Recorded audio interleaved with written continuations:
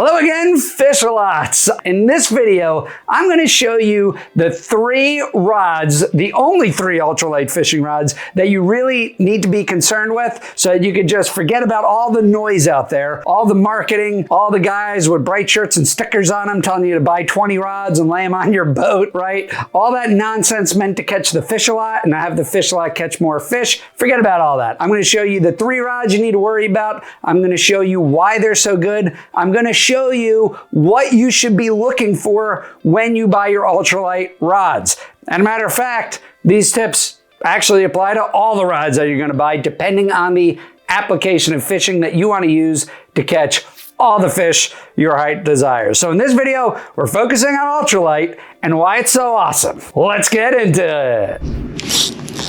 There we go. Look, it's a big bass on ultralight. Well, that solves it, guys. A good spot move right there. Now, I don't know how I'm going to get this fish. This is ultralight gear. I got to be super careful. That's a nice bass. This is 2-pound test line, guys. 2-pound test line. Oh boy. Look at this nice bass. Again, I always say it. Don't be surprised how nice a fish you could catch. Yeah, let's come over this way. No, not in there. That is off a 2-pound test line. What a beast. And it's not only panfish. I catch a ton of bass with these. I catch a ton of bait fish with these. I catch a ton of perch with this. And of course I catch crappie and bluegill and other panfish species as well. So of course, one of the first rods that I always recommend folks to pick up is your ugly sticks. That's right, an ugly stick fishing rod. Now, this is a composite rod, so it's made of both graphite and fiberglass, which makes this ultra tough. And quite honestly, that's a huge plus if you're fishing with children and whatever particular day, they're more dedicated in beating up your rod than actually trying to fish. Happens all the time with my son, Ben. You can see it here in these videos. He's just more interested in whacking everything with the fishing rods than he is actually catching the fish. So that's where ugly sticks really come into their own, right? They are made of super tough fiberglass and that graphite component. So you get both the toughness and you get the feel that you need for any ultralight setups to catch you lots of fish. Now, it's funny, right? In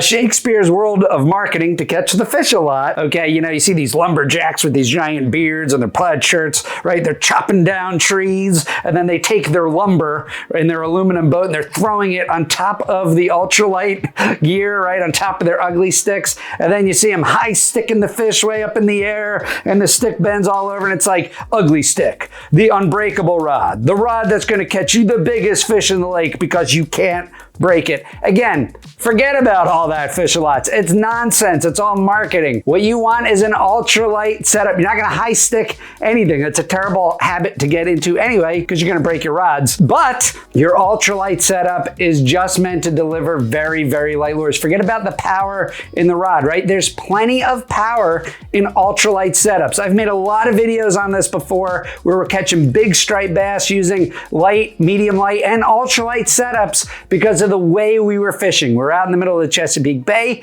and we were fishing with very, very light jig heads in a small current. So lighter setups were triggering way more bites and we were catching some nice big fish with that on light setups. Don't mistake using ultralight for only catching really small fish, okay? You can catch a really big fish using light rods out there. That's a huge misconception. It's something that marketing does, right? Just like Shakespeare does. Regardless of what they're advertising to use, Shakespeare ugly stick is a great rod for the fact that it's very tough. You could beat it up. And that composite makes it both fiberglass stuff where it is difficult to break, but also sensitive so that you can feel fish. Okay, so an ugly stick ultralight will run you like under 50 bucks a lot of times. It's a fantastic rod. So that's my number 1 pick. Let's go to number 2. And all right, Fish-a-lot, my second selection moving up to my preferences, and this is a rod I fish with all the time for ultralight, even with my son, who really enjoys this rod, and that is this guy right here. That's right, for those of you that watch my channel for a little while, you know what this guy is, and that's the Okuma Celilo Ultralight rod. Now this is 5.5 foot. It's a totally graphite rod, full graphite, not composite. So for a less expensive price than these like hundreds and hundreds of dollar rods, which I don't recommend for ultralight. I think these rods work great. For not an expensive fishing rod, you get that full graphite and you get the full sensitivity of graphite to detect those really, really small bites on really, really small lures, like this little crappie magnet on a 164 ounce Bobby Garland jig head right here.